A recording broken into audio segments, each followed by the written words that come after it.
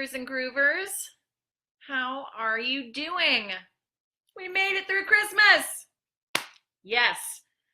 I'm excited that Christmas is over. Although I still have my tree up. I'm not going to put my tree down until after the new year, just because I like the twinkly lights. But I just want to see if we're setting this up okay, if you guys can hear me and see me. It looks like it's all happening. How was your Christmas? I hope it was nice. I'm going to be honest with you. Mine was a little griefy.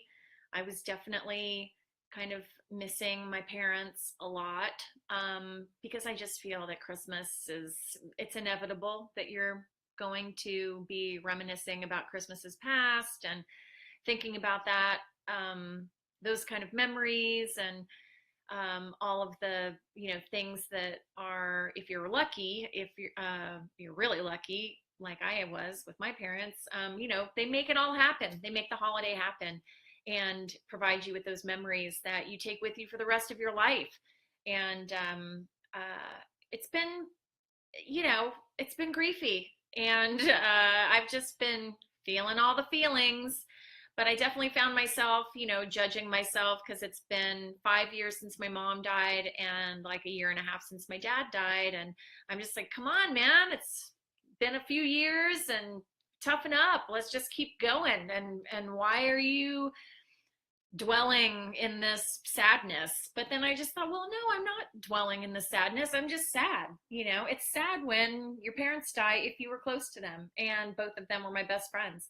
So so then I just told myself, I'm just going to be sad. I'm going to feel all the feelings. And like I've said in previous Facebook Live sessions that we've done, I just think I've got to get back to gratitude. And I read something online a couple days before Christmas. And actually, I'm going to read it to you. It was just tips to help with anxiety attacks. And I don't have anxiety attacks or anxiety, but it said, but I thought this was good if you were grieving too, because you're kind of playing that one track thing of like death, death, death, sad, sad, sad, grief, grief, grief. So it says, look around you, find 5 things that you can see, 4 things that you can touch, 3 things that you can hear, 2 things that you can smell, and 1 thing that you can taste. This is called grounding, and it can help you when you feel like you have lost all control of your surroundings. And I just thought that was a really great idea if you're grieving and you're really in it. And so I started thinking, going back to gratitude, gratitude, gratitude, instead of being selfish and thinking, I miss my parents. Why aren't they here? I wish I could talk to them, etc. I then turned to, well, wait a minute. I'm just glad that I had them for as long as I did. Some people don't have good parents. Some people only have one parent. Some people lost their parents very early on and weren't able to grow up with them, things like that. And then with the whole, like, find 5 things that you can see. And so I just looked around. I was in my kitchen. I was looking around. I thought, okay, I've got fresh fruit that my neighbor gave me because she was going away for the holidays and I'm going to bring in her mail. And she said, do you like oranges and pears? I said, sure. And so she basically gave me her whole fridge. She gave me a huge thing of avocados and all these things. And because she didn't want them to go to waste. And so I just thought, I'm really grateful that I have fresh fruit and vegetables.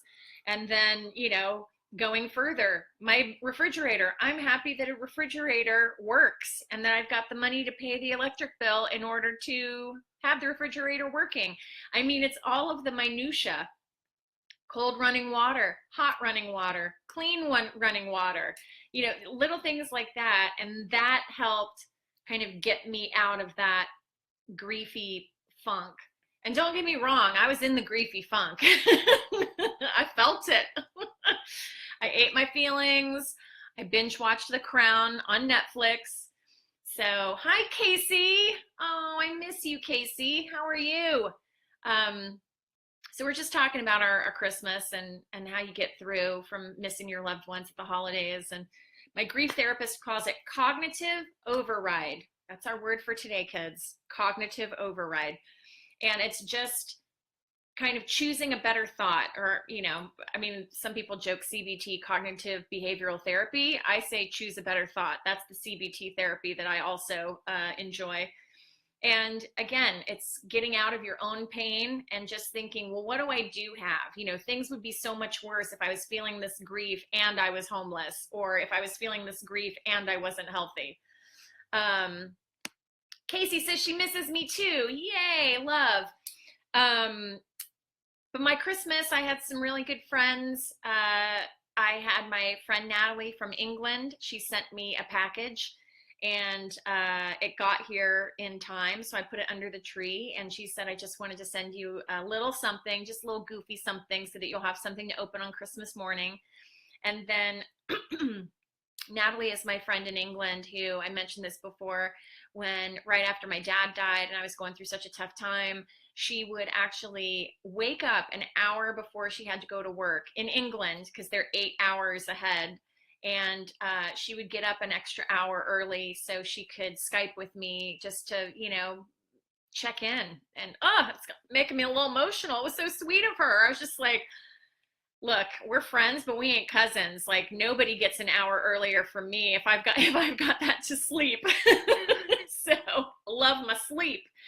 So it's just little thoughtful things like that just meant so much and mean so much. So I love that she sent me some gifts to open on Christmas morning. And then my other soul sister friend, Sarah, who lost her dad a couple years ago, and so she knows what the grief thing is like. She's a dear friend, and she actually was going to stop by my place on her way to pick up her son, who was coming in for the holidays. And I wasn't here because I was going to a Christmas party, the one Christmas party that I went to. I was so excited that I got out of the house, bathed, and wore eye makeup. And she's got keys to my place, and she came in and she put all these presents under the tree, 2 huge gift bags, and she stocked my fridge. I mean, how sweet is that? So, hi Diane, happy Christmas to you on the East Coast.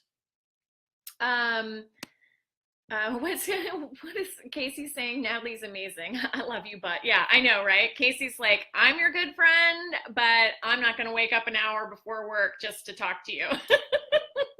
And that's okay. Yeah, we friends, but we ain't cousins. But it was really lovely. And hi, Kat. You're there. You didn't miss it this time. Yay. Hi, Dana. Yeah, so we were just talking about getting through Christmas, and I had some really good friends who left some gifts for me under the tree. And then Sarah, my friend Sarah, put a bunch of food in the fridge and basically provided my body weight in chocolate things, whether it's like the Trader Joe's Oreos or yummy chocolate. So yeah, so that was really lovely. And then I just decided to, Christmas morning, I lit the candle that I gave my dad in 2015, a personalized Yankee candle with the picture of both of us. And so I lit the candle, and I thought, well, that's what I'll do. I'll make a new tradition every year of lighting this candle while I open presents. And then I'll just, light it a little bit every year and think of him. And so then I opened the presents, lit the candle, had some Christmas music on, some new different Christmas music that I've never really listened to before. So I didn't have a lot of, emotional memories attached. And then I baked a tart cherry pie. I used my mom's recipe. And, because I inherited everything from my mom in the kitchen, it was, using her pie plate and her old fashioned Tupperware thing to put the pie in, and her rolling pin, and the sound the rolling pin made instantly transported me back to when I was 6 and watching her make all these pies. So, it was nice. I felt like I had my peeps with me while I was baking the pie. Hi, Patty. Good. You listened to different music this year, and that really helped. Yeah, it's nice to, don't get me wrong, I love it when I hear the Charlie Brown Christmas stuff and you know, obviously Nat King Cole and Bing Crosby, but you know, it can get a little emotional. So I decided to listen to different Christmas music. And I really got into an Everly Brothers Christmas album that I had never really listened to. And I listened a lot to Julie Andrews, different stuff. And then I just wrote, like, I typed into Spotify, you know, alternative independent rock Christmas. And then I just listened to that for ages. Yeah, it is nice to have both. Patty says it's nice to have both. It is. You know, have that different Christmas music on standby when you feel like you're really gonna lose it. But yeah, so Christmas. So how was your Christmas, you guys? I mean, did you have a good Christmas? Did you have any kind of acknowledgement of your loved ones? Did you do a specific thing? Did you light a candle during a meal, or did you make something, a recipe of a loved one? I'm just kind of wondering how you guys got through it. Or were you just stoic and just thought, we're not going to talk about it, we're just going to get through this, and then after the kids are in bed, that's when the drinking starts and the agonizing self-reflection? I don't know. I just want to hear how your holiday went. And so yeah, so I baked the pie, and then I went to my friend Christina's place, and that was really fun. And it was really fun to, you know, play games.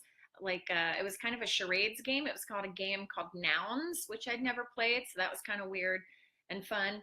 And yeah, so it was a really lovely Christmas. And then once the older kids kind of were off on their thing, and everybody was doing their own thing, I was hanging out with my friend Christina, and it had kind of quieted down. Our bellies were full, and she said, you know, hey, so how are you doing this Christmas? And I was doing fine up until the point until she asked me how I was doing, and I'm like, oh, you know, it's good. It's a little, you know, but then I got it back together.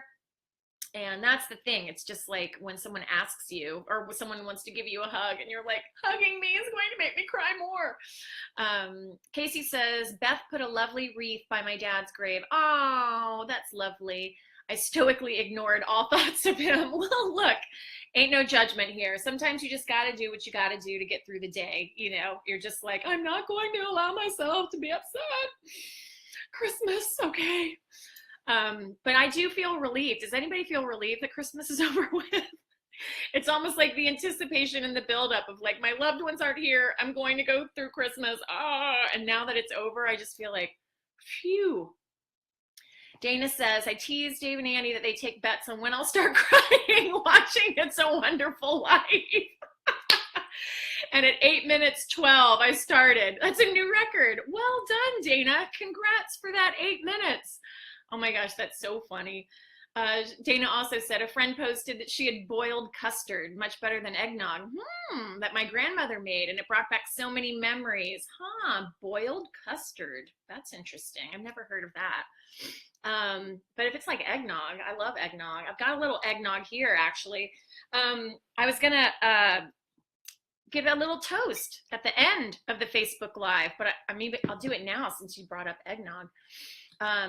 Kat says, we had a great Christmas this year. I had to work half the day, but this Christmas seemed to be easier for the kids and I. Suppose we're 4 Christmases in without my mom, so it's not easier, but the sting is a little more bearable. Yeah, I mean, it's true. It's just, I'm kind of annoyed that it still makes me sad. You know, I mean, I'm a kind of producer. I like to be organized, and I can remember when my mom died, I was asking everybody whose mom had died. I was like, how long did it take you to grieve? You know, let me just put this in the calendar. Yes, it will take precisely 252 days, and then you will be pain-free. Sadly, no. But it did help when people said, you know, look, the first year was kind of a blur, and my mind was kind of melted then, and you know, it gets better, but it never goes away, you know. So that really helped. And, you know, or you could just be like Casey and in complete denial and stoically not even thinking about it. But look, okay, so I've got some eggnog here. And then I also had this when I went to the desert, and I thought I might combine the two. Vanilla vodka. What? So I'm just going to put like a little dash. This could be disgusting. They could repel each other like oil and water. I don't even know. This is kind of a science experiment, you guys. It's like a Christmas science experiment. So I'm just going to put a smidge into the eggnog. How much? Just a smidge? Maybe bloop. Okay, that's enough. And then I'm going to stir this up. How's the feed? The feed looks a little jerky. It says when you come to visit, we'll break out a new favorite for you to try, Jim Beam vanilla. Dana lives in Kentucky, so that is Jim Beam town. So I'm just going to stir this up with the Caesar's Palace drink stir that I stole from when I stayed there. I won a contest a couple years ago to go see Rod Stewart play. And then we got free tickets to his gig. And then we got to stay at Caesar's Palace for free because I won that contest. And I hardly win anything. I've never really won that many things. Anyway, cheers to everybody. Let's taste this eggnog vanilla vodka and see if it's good. I don't know. I'm afraid. Hold me. It's delish. It's almost too delish. That's really smooth. It's really good. Oh my goodness. That is yummers. But it is kind of doing funny things in the glass. So it might have a reaction to something, but it's delicious. Anyway, fun with experimenting with alcohol.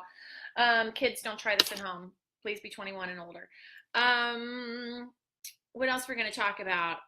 Christmas. What about New Year's Eve? For me, I don't know. I feel New Year's Eve is a lot less, it's a different pressure, but it's a lot less, you know, family, and togetherness and all that kind of thing. So there's not so much pressure, but there is a different pressure to have it be like the most magical New Year's Eve of your life. And I need to write a letter to somebody who invented New Year's Eve and this idea that it's got to be like the greatest night ever. And I've only had a few really fun New Year's Eves in my life. And Casey Springhart was one of them. She came to visit me in London back in the 90s when I was in my 20s. So that was fun. What? Kat Allen is saying eggnog and Bailey's is delish too. You're blowing my mind, Kat. Wow, that sounds delish. And I do have some Bailey's because I went to the desert to watch a meteor shower, and we had the vanilla vodka, Bailey's, Kahlua. We had the vanilla vodka for the boozy hot chocolates, and then the Bailey's and the Kahlua for the boozy coffees. Delish. So yeah, so New Year's Eve, do you guys have any plans? I think literally I'm just gonna stay home. I'm gonna stay in the twinkly Christmassy rock pad and just not even bother with going out. A friend of mine's in a band, and he's playing not too far from where I live actually, but I just thought, well, if he's in the band and I go, he's going to be on stage and I'm just going to be standing around like a lemon. So, and then you got to worry about transportation here and there. And I just thought, oh, screw it. I think I'm just going to have a kind of a quiet, contemplative New Year's Eve. And, just thinking about the year that happened and all the stuff that was going on and how I want to kind of set an intention for 2018. Are you guys resolution people or not? I'm not a huge I don't really make resolutions because I feel like almost I make one every day. I get up and I try to set an intention for the day, and I don't want to put any kind of unneeded pressure on myself because I feel like life is hard enough as it is. Kat's going to stay in with the kiddos. It's going to be 3 degrees here that night. Oh, well, for sure. I would not leave the house if you live somewhere cold. I'm from Ohio. Oh, I've got my Dayton, Ohio shirt on. I'm from Ohio originally, and I've been in LA for how many years? 17 years now. And I am against winter. I am an anti-winter gal. I'm solar powered. I can't help it. I can remember when I would have to go back to Dayton, and it was in the middle of the polar vortex, and it was like 20 below zero with the wind chill factor. Not cool. I was just angry all the time, and I'm a hippie. I'm hardly ever really angry, but the cold just made me angry. Hi, Laura. Merry Christmas, Laura. Merry belated Christmas. We're just talking about New Year's plans. You know, I was just looking at a lot of, I don't know if you've gone through your Facebook feed, but you have a lot of year-end montages and all the people that passed away in the last year. And for me, out of all of the celebrity deaths, and today is the 1 year anniversary of Carrie Fisher dying. For me, the biggest death of 2017, celebrity-wise, was definitely Tom Petty. And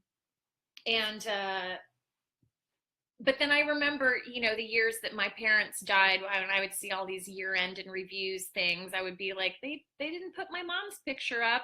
You know, I thought, oh yeah, Gene Wilder and my dad died in the same year. I mean, it's so weird to think about, and where'd they go?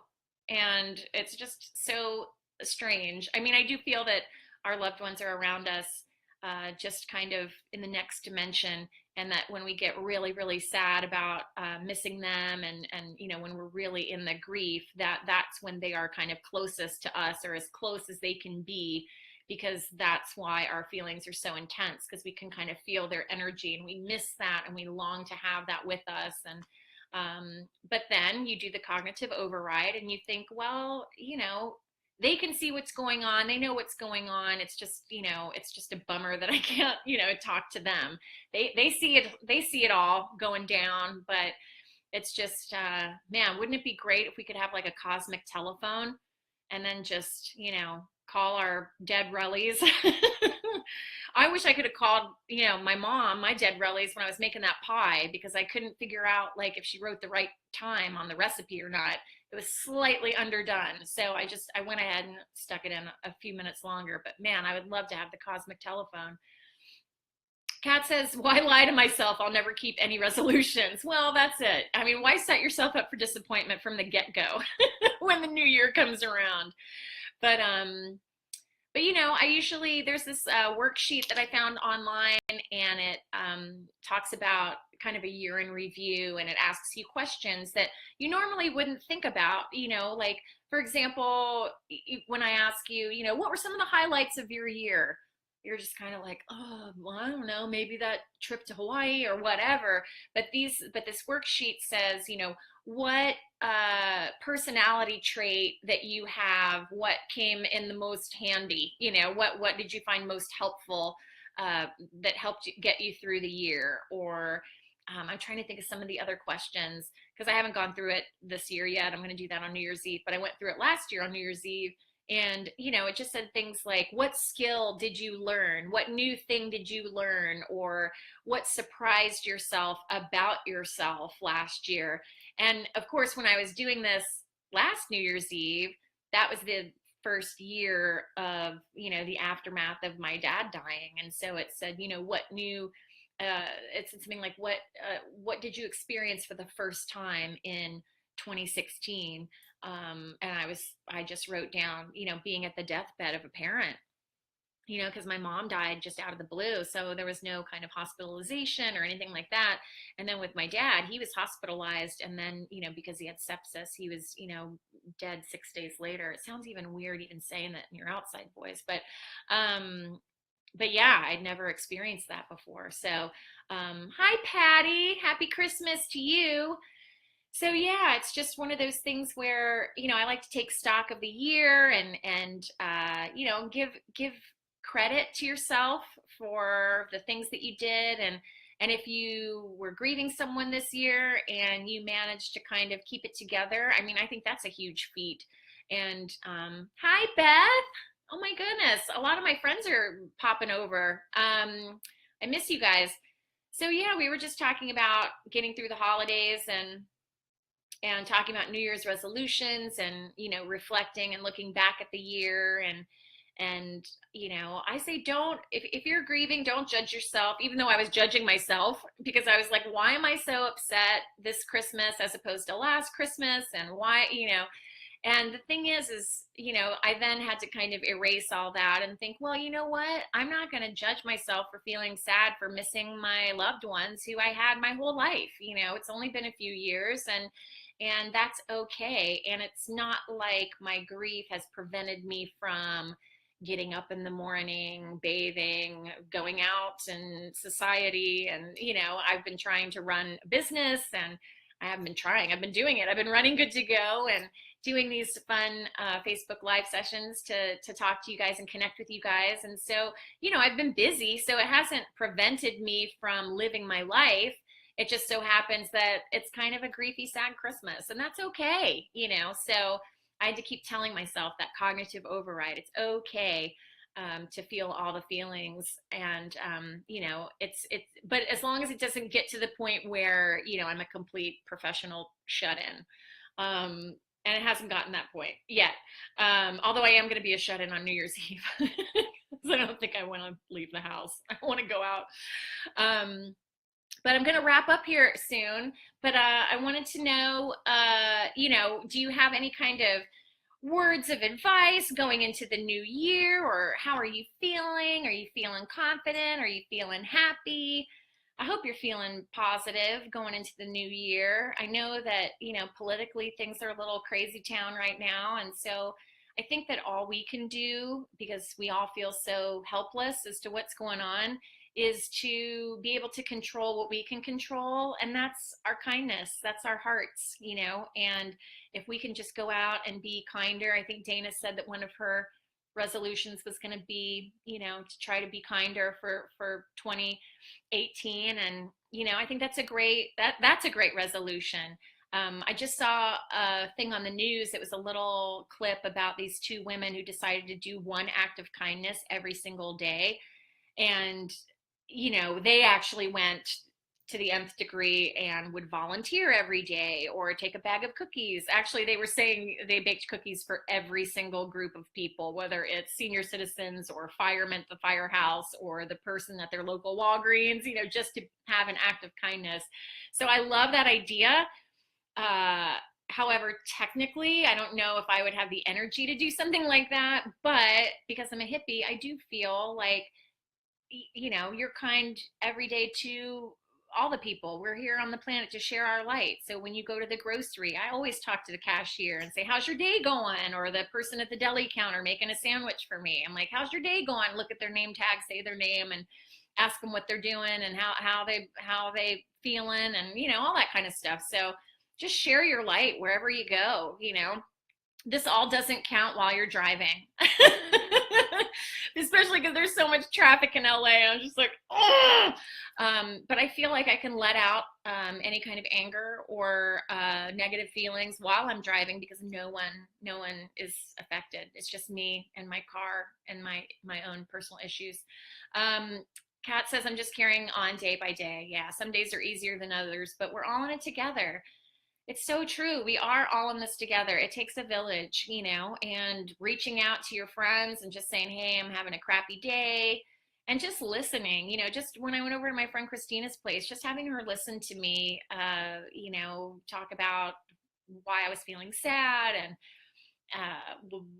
certain triggers that were getting to me. It was just good to kind of get it out.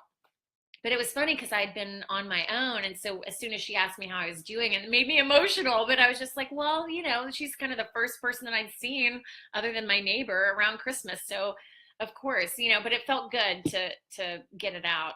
And Kat says it makes it easier to do things that she would be proud of. Yeah. Well, I feel like, especially with, if you've got kids and you were lucky enough to have good parents, their parenting is passed along to you, and you are parenting your kids through them. And what a powerful love that is, from a mother's love, if you're lucky enough to have it, to know that that's coming through you in all that you give, and the way that you love. Come on. I mean, that's just a beautiful gift, and that's eternal. And I definitely feel, even when I made the pie, and I took it over to my friend Christina's place with her family, and her family enjoyed it. And they were like, oh, the pie is really good. I was just thinking of mom, and like, what a great thing, because my mom was such a great hostess. So, the love of our departed loved ones will always be with us and stay in our heart. And now it's just our job in 2018 to kind of, continue that on, and to just give as much love as we can, and to try to stay positive, and just know that, even the bad times, it doesn't last forever. All things must pass. And as the George Harrison song says, my fave song, and it's true. So just keep on keeping on. And we made it through Christmas. I'm stoked. I mean, I definitely wanted to just go to Hawaii for a month and wake up in February and have it all be done. But I didn't, and we stayed the course. We got through it, and we thought of our loved ones, and we're still here. So that's all that matters. But anyway, I want to wish you guys a happy new year. The next time I see you guys, it's going to be next year. I'm going to see you next year in 2018. Doesn't even seem real. I can't even believe that it's already been a year since last year. It's crazy.